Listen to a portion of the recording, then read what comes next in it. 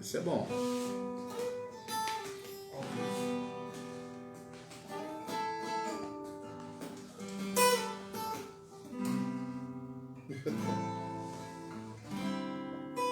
Estamos ao vivo, hein? Olá, irmãos. Graça e paz do Senhor Jesus seja contigo. Muito bem. Que bom poder voltar aí a falar com você depois de uma semaninha aí, tirando tempo para descansar. Graças a Deus por isso. Você sabia de um negócio? É bom ir, mas também é bom voltar. Eu não sei se aqui o Luiz Enéas tem esse sentimento, mas quando você vai é uma expectativa. Quando você volta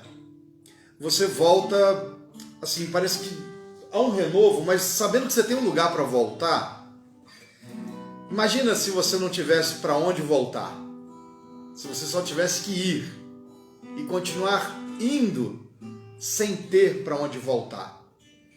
E assim, eu louvo a Deus por poder estar aqui com vocês nessa noite, nessa quinta-feira.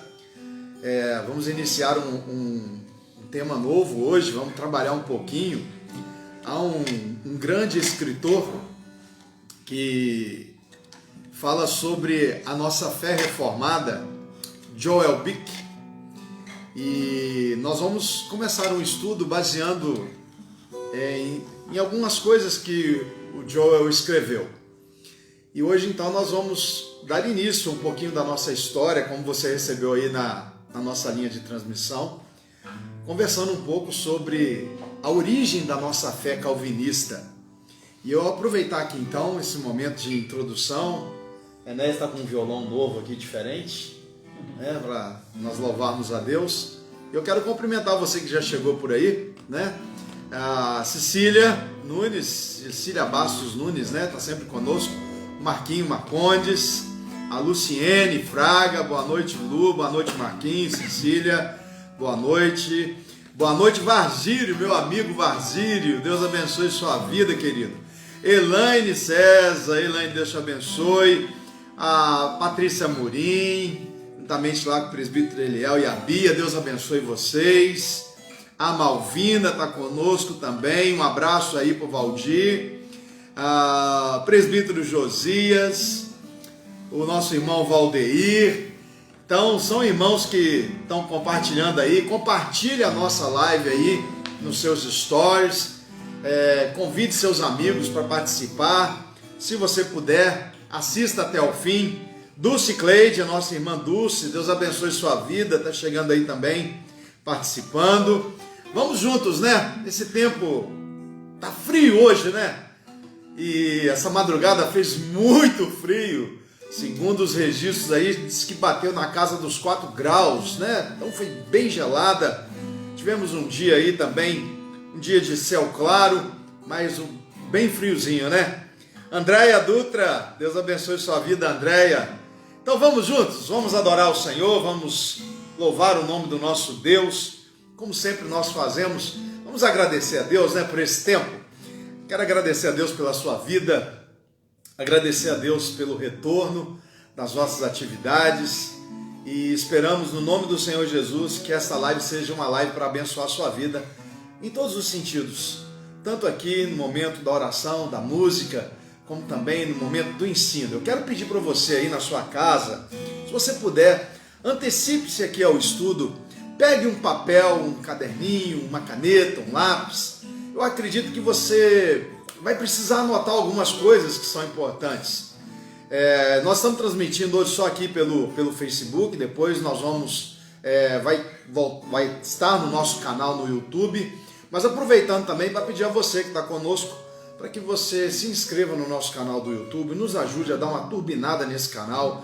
Quando você curte aqui a nossa live, dando um joinha, um coração, isso traz uma referência para o Facebook e ele então nos prestigia, nos dando uma abertura maior. Então faça isso, né? O Daniel Teixeira, Daniel, um abraço aí, Dona Berta, no pastor Walter, viu? Deus te guarde, Deus te abençoe. Vamos lá, então vamos adorar o Senhor, vamos orar. Pai, nós te adoramos, te bendizemos pelo teu cuidado manifestado sobre nós.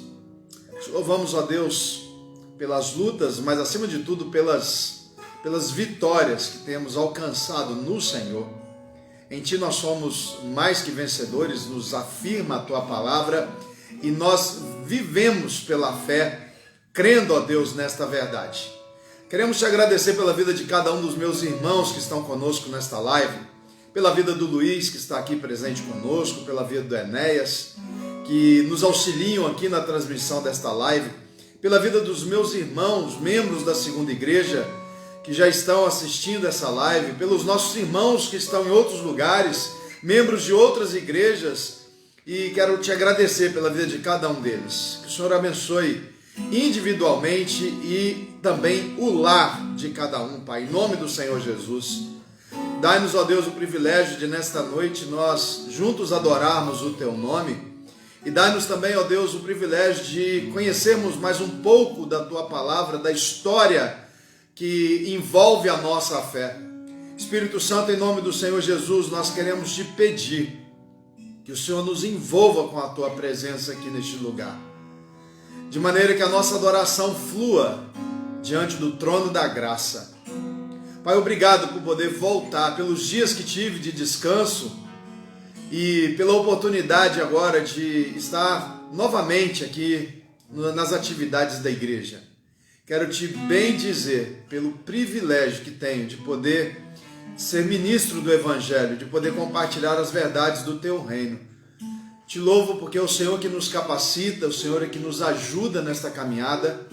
Reconhecemos, ó Deus, a nossa fragilidade, mas reconhecemos também a grandeza do teu poder que nos envolve e nos ajuda na caminhada. Que o Senhor seja adorado, que o Senhor seja servido nesta noite. E para a glória do Senhor Jesus, nós clamamos e te pedimos a bênção, em nome do Senhor Jesus. Amém. Então vamos lá, vamos cantar. Lúcia Amaral está conosco, Dalva, a Dalva também, Pastorzão Milcom, lá de Andorinhas, está frio aí, pezinho da serra aí, né? De Petrópolis, Teresópolis, Deus abençoe sua vida. Muito bem, tia Lúcia está lá em Mambucaba, está nos assistindo aí, Deus abençoe. Vamos lá, vamos cantar Há um Doce Espírito Aqui.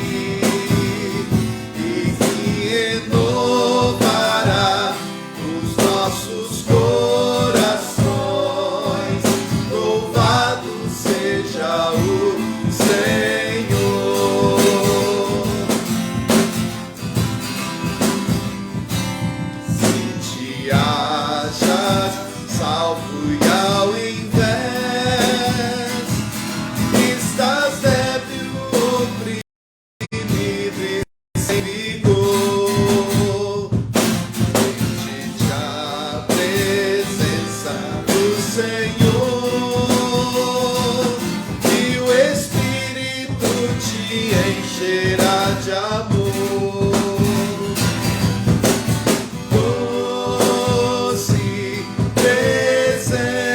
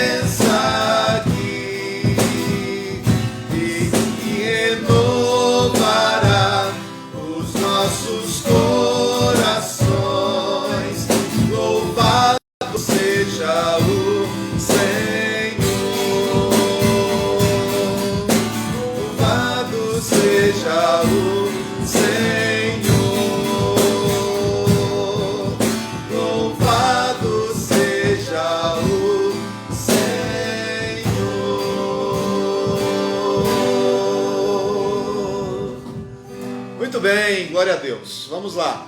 Nosso Deus é soberano. Um abraço aí para nossa irmã Elisa, o seu Darcy. Deixa eu ver quem mais aqui que entrou depois. Auxiliadora, Dora. Deus abençoe. Eliane, Deus te abençoe também. Vamos lá. Nosso Deus é soberano.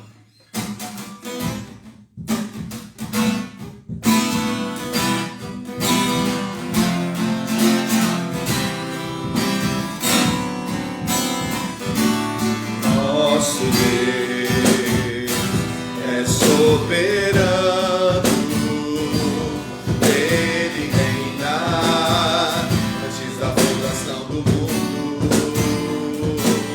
Nosso Deus é soberano, Ele reina antes da fundação do mundo.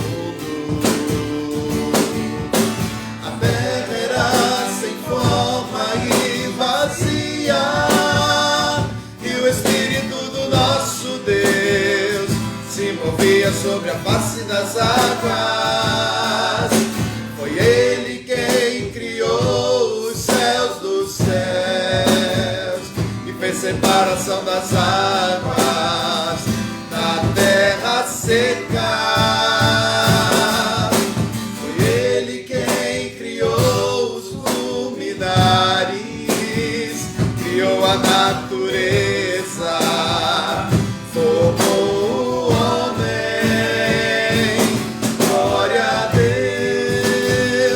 suas maravilhas, pelas suas grandezas. Glória a Deus, glória a Deus, por suas maravilhas, pelas suas grandezas. Glória a Deus, glória a Deus, é soberano.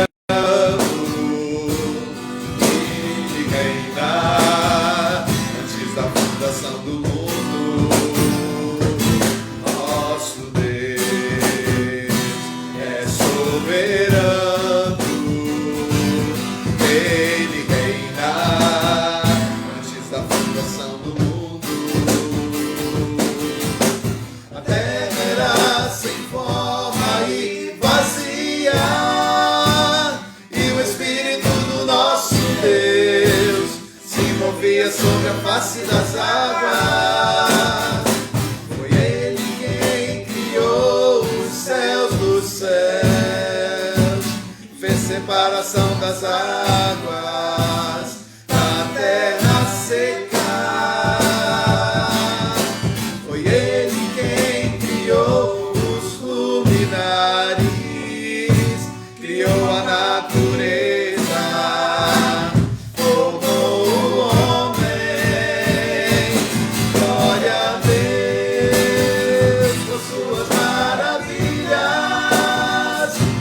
Suas grandezas, glória a Deus, glória a Deus, por suas maravilhas, pelas suas grandezas, glória a Deus,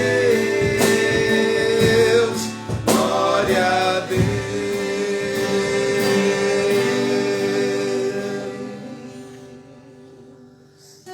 Coisa boa, muito bem. Salmo 84, o salmista diz: quão amáveis são os teus tabernáculos, Senhor dos exércitos. A minha alma suspira e desfalece pelos atos do Senhor.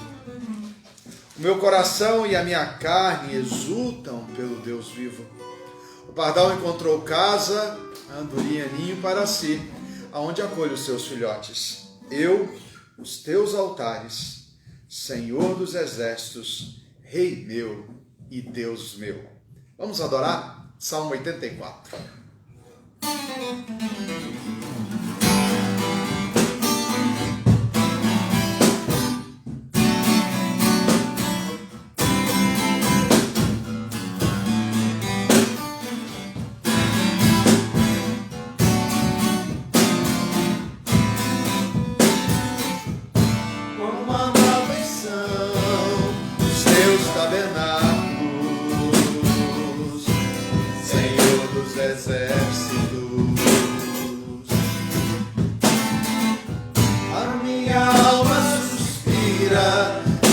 desfalece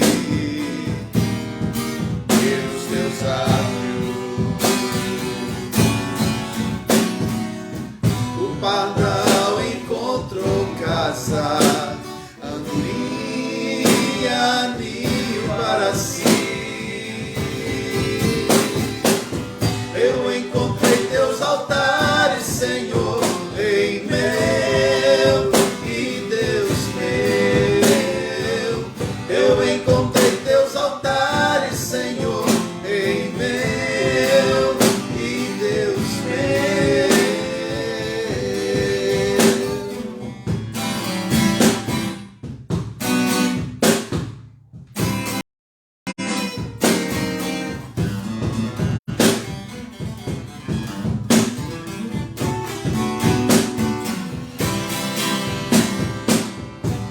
Bem-aventurados aqueles que habitam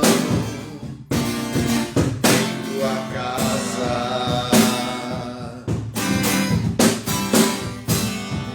pois um só dia, Senhor, nos teus lábios vale mais que mil. O pardal encontrou casa, andorinha, ninho para si. Eu encontrei teus altares, Senhor, em meu e Deus meu. Eu encontrei teus altares, Senhor, em meu e Deus meu.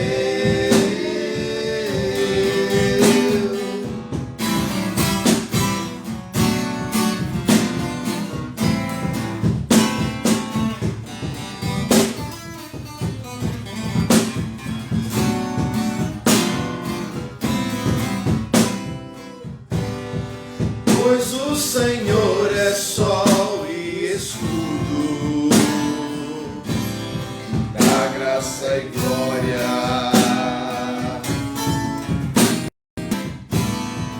Não negará bem algum aos que vivem corretamente.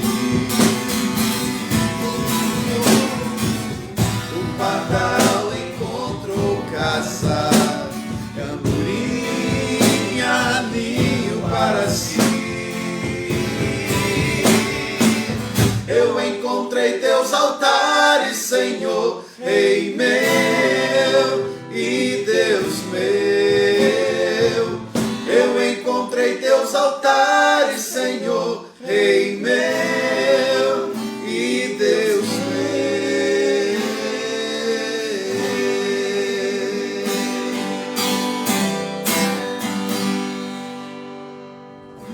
Guilherme Kerr, né?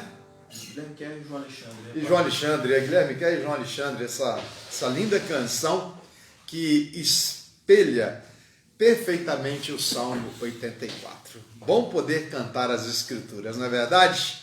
Muito bem, minhas últimas considerações antes de entrarmos direto aqui no nosso estudo, né? Deixa eu ver quem chegou aqui depois.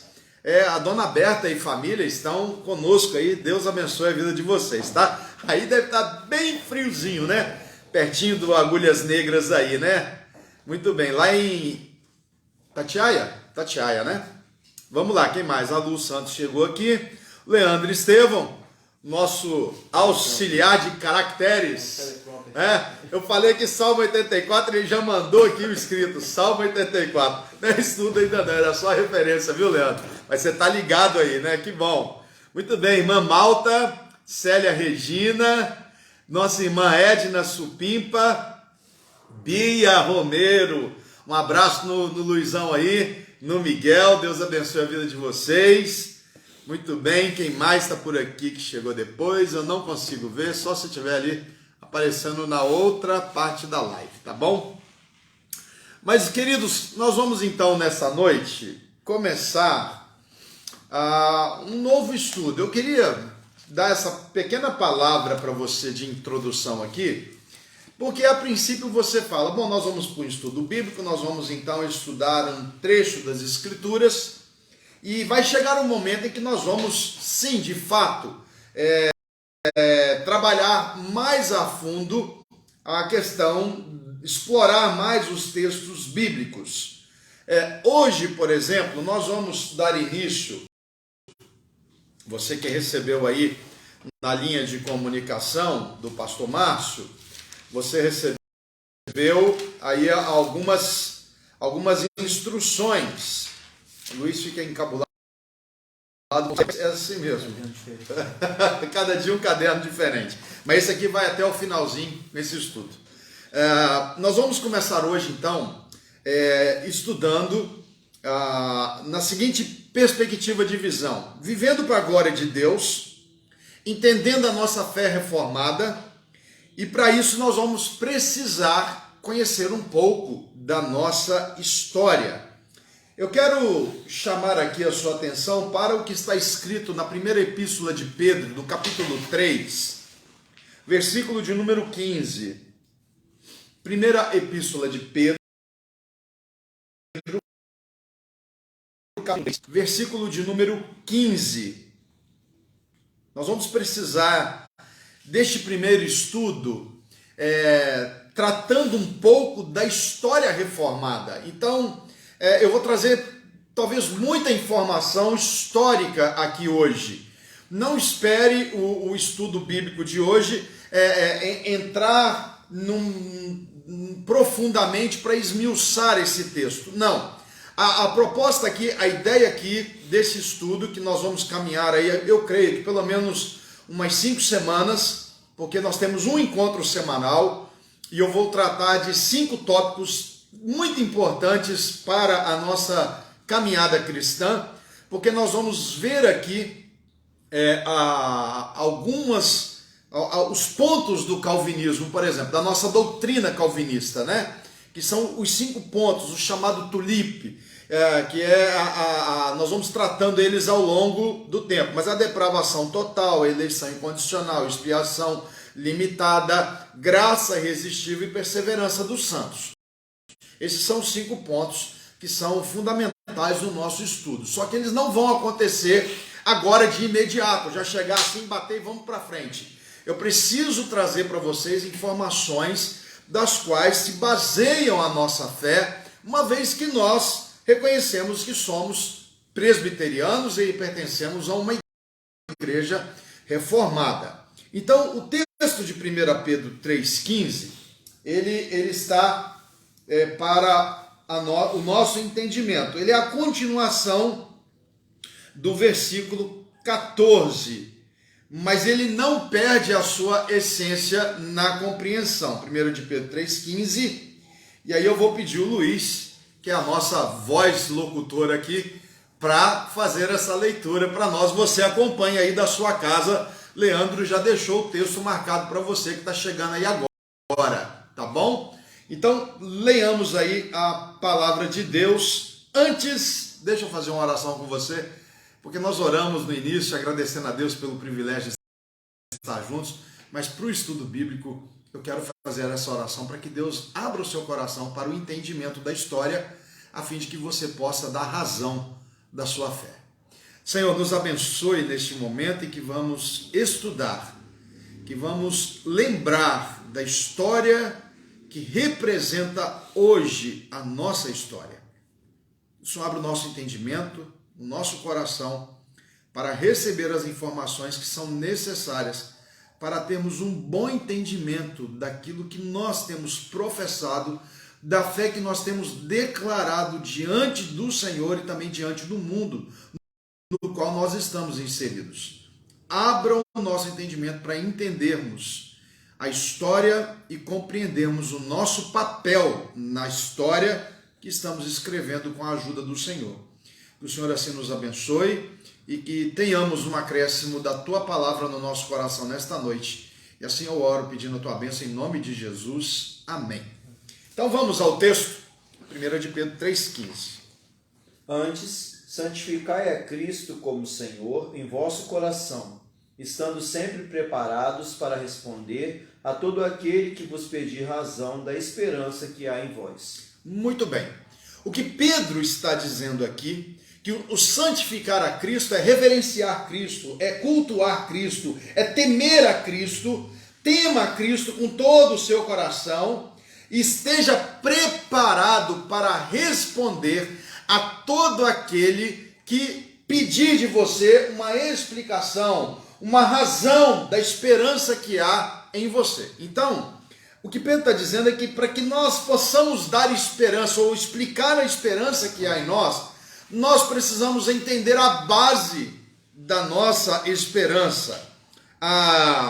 Você só pode ter esperança ou expectativa se tem valor ou se houver valor na sua base, naquilo em que você está firmado. Você só vai alcançar um objetivo ou só poderá dizer que espera alguma coisa como resultado da sua fé se você tiver base, tiver alicerce. Por exemplo, vocês sabem que eu gosto muito de coisas muito simples, porque eu entendo que muitos irmãos têm uma capacidade talvez até melhor do que eu para trazer exemplos bem mais elaborados. Eu gosto de ir na simplicidade, porque eu quero atingir o pequenininho e o grande, tanto no entendimento como na capacidade da compreensão. Então, por exemplo, algo que está no alto de um móvel na sua casa, por exemplo, você quer pegar algo que está em cima de uma estante, em cima do guarda-roupa. Se você não é alto, igual o Luiz, igual o nosso irmão Moisés, que tem quase 2 metros de altura, você precisa colocar o quê? Você precisa colocar um banco ou uma escadinha para que você suba e alcance aquele lugar que está o objeto que você precisa. Se você não tiver uma boa base para subir, quais são as chances de você cair? Ou de você não atingir o seu objetivo em resposta aos seus anseios? É grande. Pessoas às vezes sobem em pequenos bancos de plástico, em cadeiras que não oferecem nenhuma segurança, nenhuma base. E isso vai fazer com que a possibilidade de tropeçar e de cair seja muito maior. Na fé também, isto é uma vertente, uma verdade. O apóstolo Paulo disse que nós deveríamos ter convicção da nossa fé para que nós não fôssemos agitados e jogados, de um lado para o outro, como meninos que correm agitadamente na praça. Paulo está falando, você precisa ter raiz. A gente está falando em tempos de que raiz e Nutella se opõem. A gente pode dizer aqui que hoje muitas pessoas têm uma fé Nutella, uma fé sem firmeza, que basta um vento de doutrina diferente, que já estão correndo para lá, que não conhecem a história da igreja onde estão, e tem muita igreja sem história por aí, e as pessoas não têm fé enraizada, nem na história nem na Bíblia. Elas são levadas por ventos de doutrina, e a finalidade do estudo que quero, com a graça de Deus, trazer para você, é justamente levar-nos a firmar a nossa fé, ter as nossas convicções e saber que as nossas raízes estão aprofundadas numa história que está comprometida com as Escrituras. Então, eu quero começar aqui fazendo a seguinte colocação. Qual é a base da sua fé? Por que você serve a Deus como membro de uma igreja? Porque muitas vezes nós afirmamos posturas cristãs ou religiosas, mas não conhecemos a profundidade disso. Se você perguntasse assim, por que você torce para tal time? Eu posso afirmar para você que se eu perguntasse para o Luiz por que ele torce para o time que ele torce, que eu não vou dizer aqui qual o time que ele torce, tá? Não vou fazer merchan para o time dele, mas se eu perguntasse para ele, Luiz, por que você torce para o seu time? Ele me daria respostas convincentes, dizendo, olha, eu torço para esse time por causa dessas questões, por causa disso, é um time que me deu 9 títulos em 2 anos e meio, bom, já dei dica, eu só não falo o nome. Então preste atenção, ele sabe responder. É o time do meu pai. É o time do pai dele, ou seja, tem uma história familiar, e o Pedro já está indo na mesma história familiar do pai, do avô, E por aí você vê que nós estamos entrelaçados pela história, mas a gente precisa saber responder. No nosso contexto cristão, por que você é um presbiteriano? Essa é a pergunta que eu queria fazer para você. Queria que você pudesse responder aqui para mim, ao vivo, mas talvez não dê. Talvez você fique sem jeito de colocar aqui. Mas eu quero sugerir aqui, talvez algumas respostas possíveis você deu aí. Você que está conosco aqui, cerca de 26 irmãos que estão conosco, talvez você responderia: olha, eu sou um cristão presbiteriano de uma igreja confessional. Por quê? Eu nasci presbiteriano, pastor, porque meus pais me ensinaram, me levaram para a igreja na infância, porque era a igreja mais perto da minha casa e a gente começou a frequentar. Eu sou presbiteriano porque eu gostei do estilo de culto. Eu sou presbiteriano porque eu fui na igreja e o povo me recebeu bem. Eu sou presbiteriano porque eu cansei de correr de uma igreja para outra procurando uma igreja perfeita e resolvi ficar aqui, já que eu não achei igreja perfeita em lugar nenhum. Vou ficar aqui, que aqui é mais tranquilo. Já ouvi isso, viu? Eu fui com a cara do pastor. Eu gostei do sermão de domingo. Eu achei a equipe de louvor afinadíssima. Embora estas respostas elas não sejam erradas, talvez elas não reflitam o embasamento correto da sua convicção de fé. Por que você é um cristão reformado? Então, o nosso estudo, com a graça de Deus, eu tenho como finalidade apresentar para você um pouco da história do protestantismo reformado, com ênfase na nossa linha de pensamento, que é a calvinista, que é a nossa linha teológica doutrinária. Então, deixa eu só tranquilizar o seu coração. Este estudo é um pouco de história. Os próximos estudos que nós vamos seguir já começam a trazer elementos da teologia. Então fica comigo aí até o finalzinho e você vai ver o que nos espera, com a graça de Deus, se o Senhor nos permitir, no próximo estudo que vem. Então deixa eu começar aqui, colocando aqui de onde que veio o calvinismo, como é que surgiu? Foi de uma hora para outra? De onde que veio? É de Calvino. E aí a gente vai caminhar e ao longo desse bate-papo nosso aqui, são 8h10, eu quero aqui 8h30, 8h35 encerrar com você, tá? Então vamos caminhar, fica comigo aqui e anota se você puder. Vamos lá. Ô, Leandro, me ajuda aí nas anotações, se você puder. Não vai ter muito texto bíblico, mas tem informações interessantes que, se puder ficar registrado na live, vai ser muito legal, tá? Só se você puder, viu, meu irmão? Eu sei que você está também participando aí. Então, de onde que veio o calvinismo?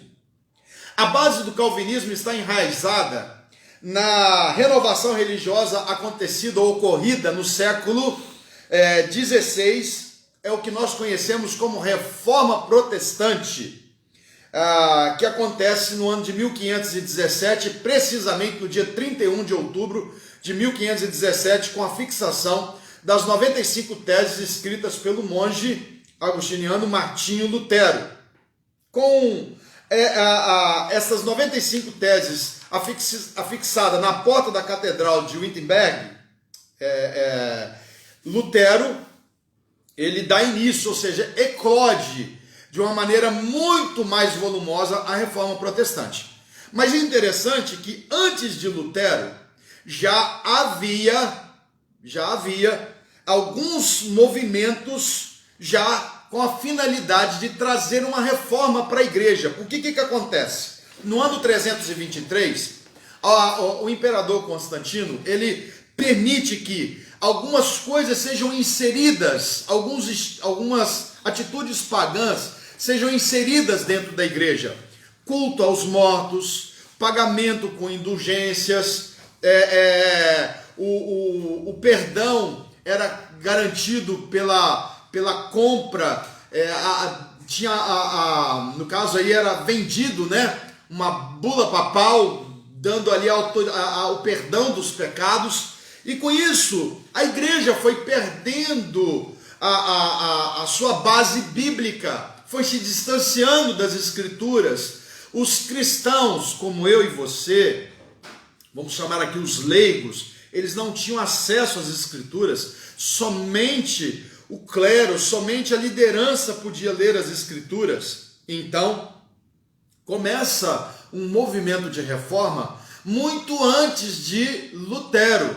E eu me reporto aqui então ao século XII, com Pedro Valdo, ou então você pode ver, talvez na história, os valdenses, né? Isso foi por volta do ano 1170. Os valdenses começaram o movimento para trazer a igreja de volta aos princípios bíblicos, de volta para as Escrituras, questionando o poder papal. E a base desse questionamento, Atos capítulo 5, versículo de número 29. Olha só, a reforma não começa com uma rebeldia contra a igreja, pelo contrário, a reforma começa, ou os princípios, né, o início de toda a reforma começa com base bíblica. E o texto é Atos capítulo 5, versículo 29. Luiz lê para nós. Então, Pedro e os demais apóstolos afirmaram: antes importa obedecer a Deus do que aos homens. Antes importa obedecer a Deus do que aos homens. Esta era a pegada de Pedro Valdo, né, do movimento dos valdeses.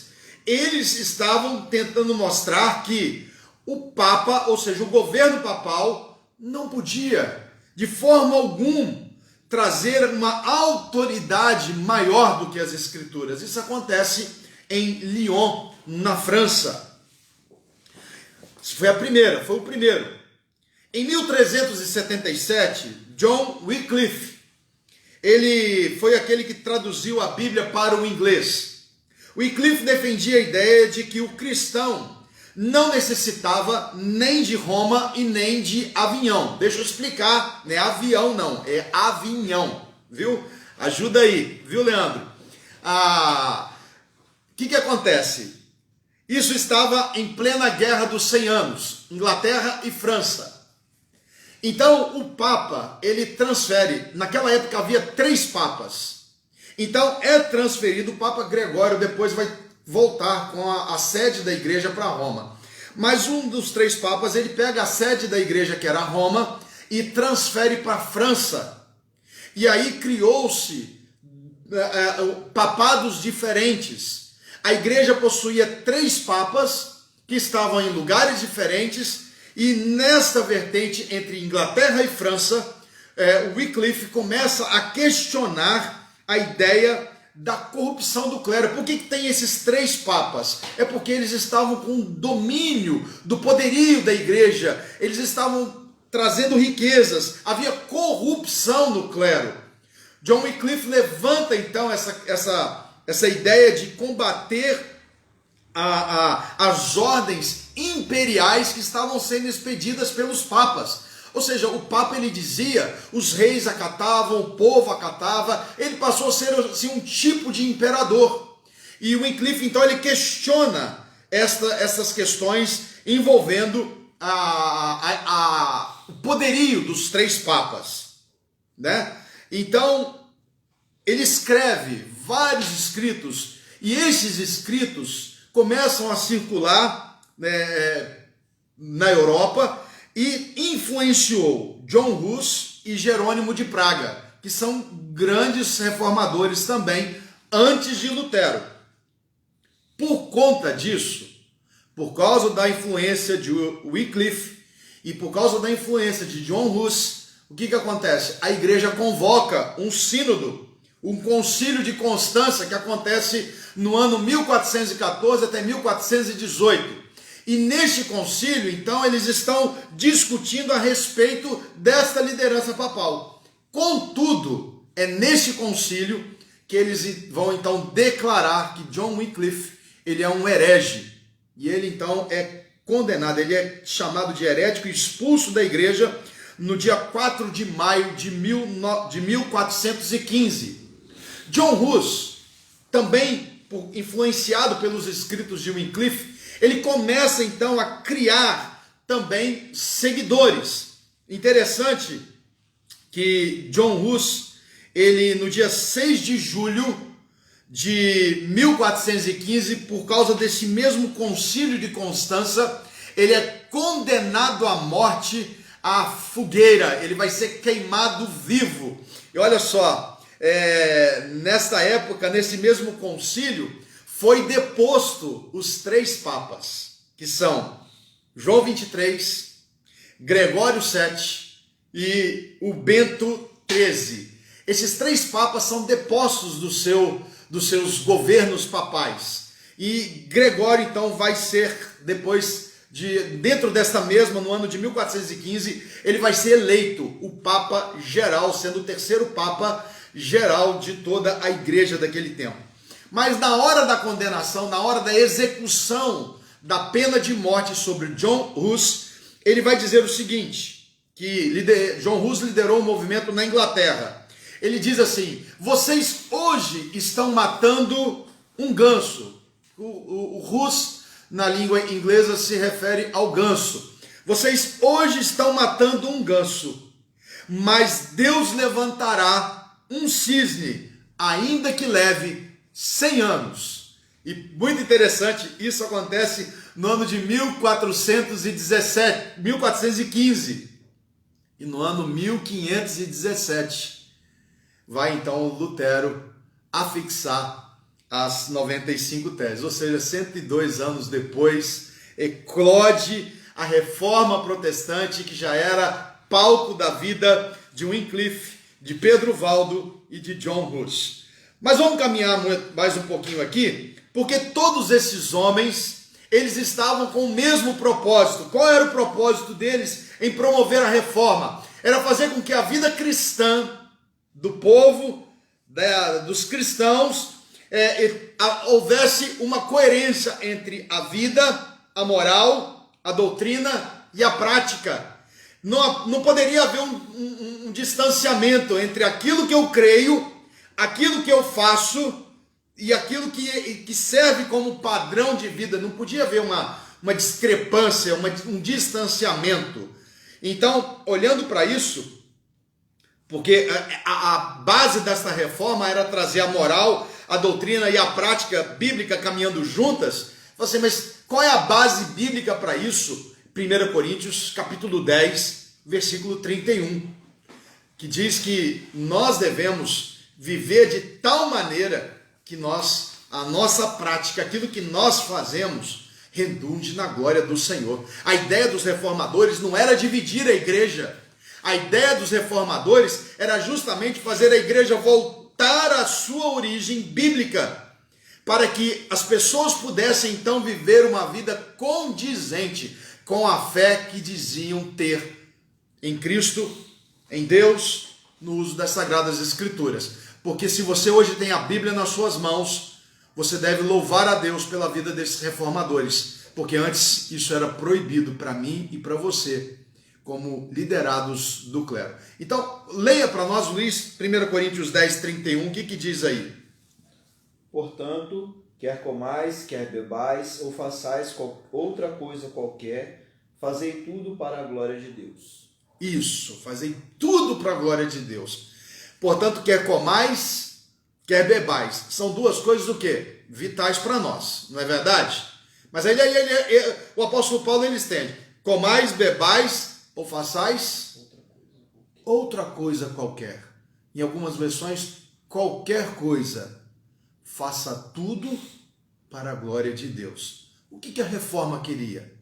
É que a vida do cristão não se distanciasse da Bíblia, dos ensinos do Senhor.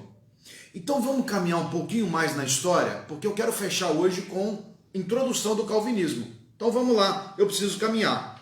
Então, vida cristã não pode andar divorciada dos ensinos, da prática das Sagradas Escrituras. Com esta visão, a reforma, ela eclodiu lá em 517 e junto com ela, 5 temas foram levantados em combate à resistência que a igreja estava fazendo para que a reforma acontecesse. E aí os 5 pilares da reforma foram lançados e se tornaram um lema de toda a reforma que se espalhou pela Europa e por todos os lugares. Começa na Alemanha e atinge a Suíça, atinge a Escócia, a Inglaterra e vai se espalhando por toda a Europa. E aí deixa eu te falar aqui, qual eram esses 5 lemas? Se liga aí. Sola Escritura combatia o quê? A Escritura, porque a sola Escritura significa somente as Escrituras. Aí o que ensinava a igreja? Olha, é as Escrituras, mas também a tradição. Ou seja, aquilo que os outros líderes fizeram, aquilo deveria ser mantido. Por isso que lá em 323, quando a igreja começou a receber influência pagã, quando começaram a acontecer elementos no culto que não estavam prescritos nas Sagradas Escrituras, ano após ano, entrando e saindo a liderança da igreja, por causa de uma tradição do que tinha sido feito no passado, eles continuaram fazendo e aquilo foi tomando e foi se avolumando e tomando conta do culto. Ou seja, a Bíblia não era mais a única fonte de ensino, mas havia por trás dos bastidores uma influência de tradição que era contrária à Escritura Sagrada. Aí a reforma dá o segundo grito lá, esses gritos são 5, né? Sola fide, ou somente a fé. A igreja na época ensinava, a salvação é pela fé, mas ela também tem que ser por obras. Ou seja, acaba tendo participação direta. Eu sou salvo não somente pela fé, mas eu sou salvo também pelas obras. Isso contraria o que nos ensina as Sagradas Escrituras. Sola gratia significa somente a graça. Naquele tempo, a igreja estava ensinando a graça, mas também os méritos. Ou seja, era a graça de Deus, mas eu podia comprar. Se eu podia comprar, então eu tinha méritos. Eu podia pagar pelos meus pecados. Eu já não precisava mais da graça apenas, porque eu podia, com os meus recursos, com as minhas terras, com o meu ouro, com os méritos que eu adquiri, eu poderia também alcançar a salvação. Isso contraria as Escrituras. Por isso que a reforma não é para dividir, mas é para trazer de volta as Escrituras. Quarto grito, solos Christus, somente Cristo. E naquele tempo a igreja dizia, Cristo e Maria são os intercessores junto ao trono do Pai. O que contraria as Escrituras. Você não vê Maria dizendo que ela é o caminho, mas você vê Cristo dizendo, eu sou o caminho, a verdade e a vida. E ninguém vem ao Pai, senão por mim. O apóstolo Paulo, ele declara, o apóstolo Pedro, ele declara, há um só mediador entre Deus e os homens, a saber, Cristo Jesus, homem. Um só mediador. Quinto, soli deo glória. Glória somente a Deus. Dizia a reforma. A igreja daquele tempo dizia, glória a Deus, glória aos santos e glória aos da hierarquia da igreja. Ou seja, até o homem estava reivindicando glória para si mesmo. Mas aí aconteceu a reforma. Louvado seja Deus por isso, por ter ocorrido a reforma. E no ano de 1529, isso já alguns anos depois da reforma, a reforma acontece em 1517, 12 anos depois, então, luteranos e calvinistas, eles estão representados aqui na pessoa de Martinho Lutero, e eles estão representados aqui pela pessoa de Ulrich Zwinglio. Zwinglio foi um grande reformador. Então, Zwinglio promove a reforma na Suíça. E entre Lutero e Zwinglio surgiu uma divergência de pensamento. Eles não conseguiram chegar a um consenso a respeito da presença de Cristo na ceia. Como que era a natureza de Cristo na ceia? Para os luteranos, A natureza de Cristo era consubstancial. Anota aí, consubstancial. Isso significa que o pão contém a carne e o cálice, o vinho, contém o sangue. Não se transforma, não é transubstancial, que é o pensamento da Icahn. Transubstancial é que transforma na carne, transforma no sangue. Consubstancial, contém a carne, contém o sangue. Essa é a visão luterana. A visão de Zwinglio era a visão da que nós temos aqui, nós que somos da Igreja Presbiteriana do Brasil, uma igreja reformada de doutrina calvinista. Nós cremos na presença espiritual de Jesus. O pão é pão, o vinho é vinho. Jesus está conosco presencialmente e espiritualmente. Não está em memória, mas ele está presente conosco. A questão da in memória, a gente acaba entrando um pouco numa outra linha de pensamento, que são a linha dos anabatistas, e eu não quero tratá-la nesse momento. Talvez mais para o finalzinho a gente possa abordar essa questão, porque a minha ideia aqui é mostrar para você como que surge então o calvinismo em meio à reforma. Então até então andávamos todos juntos, os luteranos, os protestantes eram todos um só. Com a divergência da natureza de Cristo na ceia, então há uma ruptura. Os luteranos e agora os calvinistas, que representado aqui pela pessoa de Zwinglio. Então, Calvino, nesse tempo, estava em Genebra, promovendo também uma cidade com base no modelo reformado. Isso um pouco mais à frente, né? 1529, 30, por aí. Mais ou menos nessa mesmo tempo de ruptura entre Lutero e Zwinglio. Calvino está promovendo então uma reforma na cidade de Genebra, que se torna um modelo de cidade reformada para todos os lugares. Então Calvino começa a escrever, ele escreve uma das suas grandes obras, as Institutas da vida cristã, né? São as Institutas cristãs. Você vai ver Calvino fazendo 3 volumes, que são as Institutas, falando a respeito da reforma, trata de política, trata de vida social, trata de economia, trata de vida cristã principalmente, e por conta dos seus escritos, que se tornaram bastante conhecidos em toda a Europa, o movimento chamado Reforma também passou a ser denominado movimento calvinista, por conta do grande sucesso que esta instrução, que esta liderança de Calvino, que ele exerceu sobre a cidade de Genebra, na Suíça. Então, Calvino mesmo, ele não queria que o seu nome fosse vinculado a este movimento.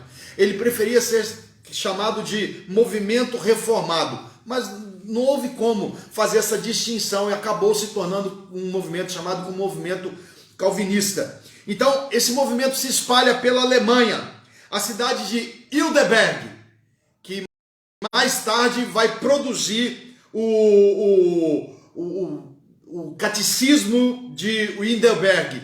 Essa cidade na Alemanha, ela se torna um centro de pensamento cristão reformado. Dali surgem várias pessoas com pensamentos de exposição da fé reformada. Contudo, na Alemanha, o que prevalece é o luteranismo. Tanto é que nós temos grande parte dos luteranos são descendentes de alemães.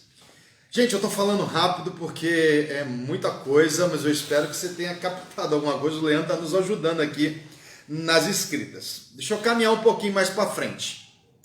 Após a morte de Calvino, no ano de 1564, cerca de 2 milhões de franceses eram calvinistas. Só que aí vem um golpe. Vem uma perseguição. No ano de 1500, pouco antes da morte de Calvino, no ano de 1550, ano de 1550, John Knox leva o modelo reformado para Escócia. e faz uma grande reforma na Escócia.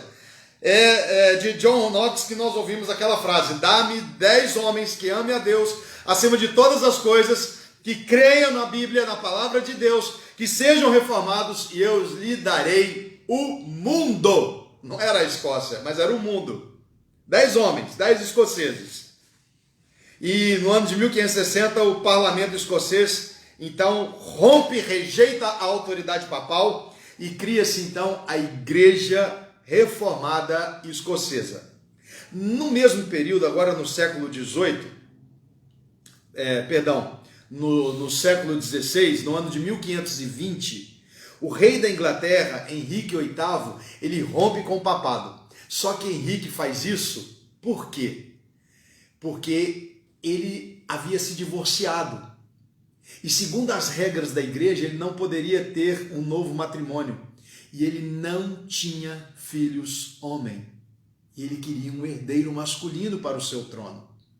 Então ele rompe com o papado, ele rompe com a igreja, ele se torna o líder político e religioso ao mesmo tempo.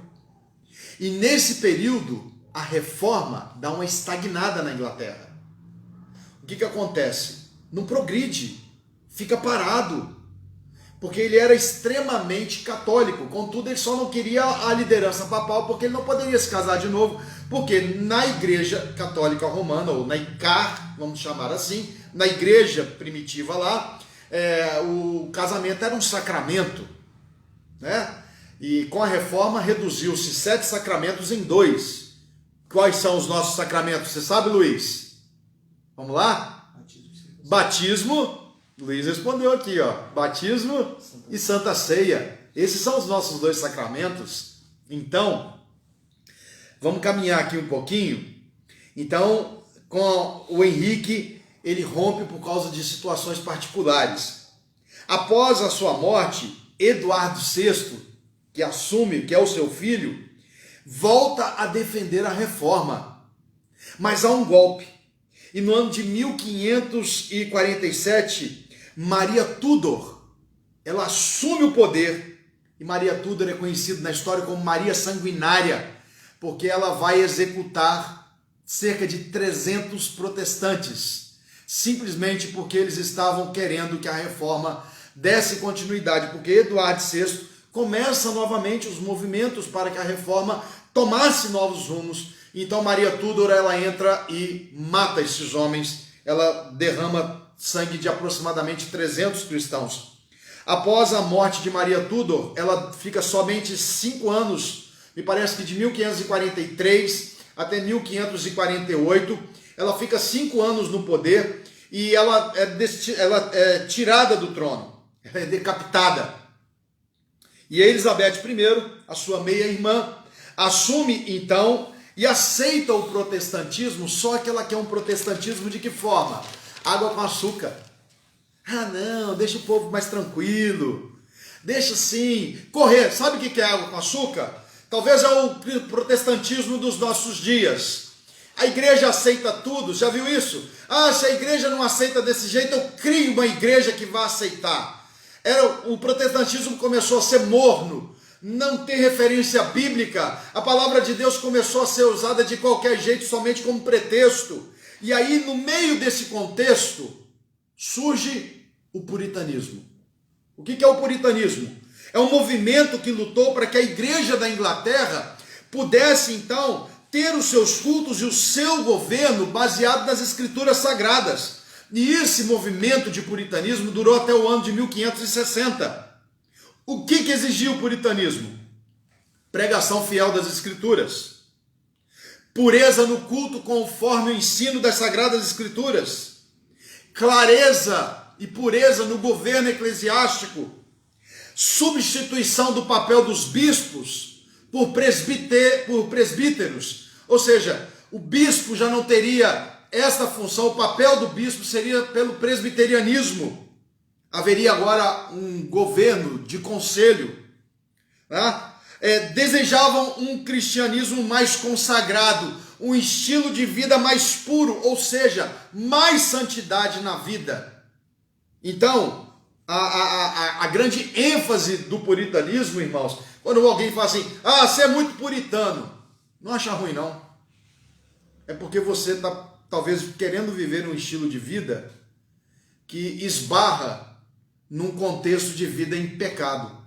O puritanismo visava uma vida de santidade dentro e fora da igreja. Uma vida que olhava uma vida de santidade numa perspectiva geral, como igreja coletivo, mas principalmente como individual, onde o indivíduo, no seu trabalho, na escola, no lar, aonde ele estivesse, na política, fora dela, ele exerceria o seu papel como cristão. Então, no aspecto doutrinário, o puritanismo é um calvinismo vigoroso.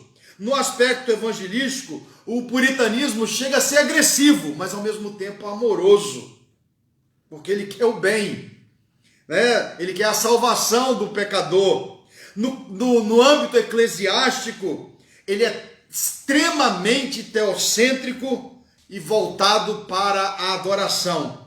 Na política, o puritanismo ele desejava manter um relacionamento bíblico com a política, ou seja, não se isentava do seu papel dentro da política, mas ele mantinha um relacionamento conforme as escrituras. Por isso que eu digo para você que é cristão, não importa se o prefeito, o governador, o presidente não é quem você elegeu, mas você deve, como cristão, ter a obrigação de orar pelos governantes. Peça para Deus colocar sobre eles o temor. Então, chegando no calvinismo, século 17, o calvinismo chega nas nas Américas, pelos holandeses, pelos huguenotes, que são os franceses, que vêm fugindo por causa da perseguição, os alemães. E com o passar, então, do tempo, a América, ela se torna um país protestante. É de lá, da América do Norte, que vai vir para o Brasil a Igreja Presbiteriana do Brasil, com o nosso querido irmão missionário Ashbel Green Simonton, isso acontecendo no ano de 1859. Você vê que as coisas estão correndo. Nós já estamos chegando aqui, já estamos no século 17, ano de 1700 e alguma coisinha, já o protestantismo chegando na América do Norte. Com o passar do tempo, divide-se na América do Norte dois sistemas de doutrina. O primeiro deles, o sistema de doutrina reformado continental, que tem a confissão belga, o catecismo de Heidelberg e os cânones de Dort. O presbiterianismo anglo-americano, do qual nós fazemos parte, nós temos como confissão de fé, a nossa confissão de fé como base de fé, as escrituras, lógico, mas a confissão de fé de Westminster, o catecismo maior e o breve catecismo. E essas duas vertentes de pensamento, tanto o reformado continental como o presbiterianismo anglo-americano, elas não se diferem no mesmo estilo de fé. Pelo contrário, elas estão entrelaçadas. Por quê? Porque as suas bases são as escrituras. Então, a fé reformada, da qual você faz parte, ou se você quer conhecer a fé reformada, você pode ter certeza de que o calvinismo não é algo diabólico, como muitos têm dito nos nossos dias. Tem falado mal, porque não conhecem a história, porque não sabem o fundamento da nossa história como igreja. Passei aqui 5 minutos do horário permitido que eu combinei com vocês. Mas eu quero encerrar aqui dizendo o seguinte: a fé reformada, ela oferece a oportunidade de você conhecer e praticar as escrituras, de você saber qual é a vontade de Deus para a sua vida. Por isso que o tema do nosso estudo é justamente vivendo para a glória de Deus. Você só pode viver para a glória de Deus se você conhecer as escrituras. A minha chamada para você é: venha conhecer a Bíblia, venha conhecer a história da igreja em que você faz parte. Você não está aqui por uma tradição familiar. Você não está, o Luiz falou hoje aqui, olha, eu torço para o time por causa de uma tradição familiar. Não está errado não, está certo. Mas a fé do Luiz não pode ser por causa de uma tradição familiar. A minha fé não pode ser por causa de uma tradição familiar. Eu sou a terceira ou quarta geração de pastores presbiterianos.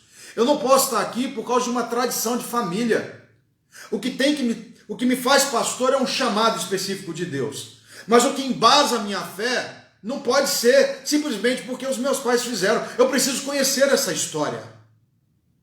E aí, olhando para a história, eu vejo o comprometimento da igreja presbiteriana, e agora eu falo da igreja presbiteriana do Brasil, em relação às escrituras sagradas. O que a Bíblia ensina é o que nós ensinamos. O que a Bíblia diz que nós podemos fazer é o que nós temos tentado fazer. O que a Bíblia diz que nós não podemos fazer é o que nós temos tentado não fazer também. Então, o calvinismo deseja que a sua prática de vida seja de uma fé inteligente, de uma espiritualidade fervorosa, em que vida e fé se fundem uma na outra, se juntam para a glória de Deus. Você não pode dizer crer sem viver, e você não pode viver se você não crer.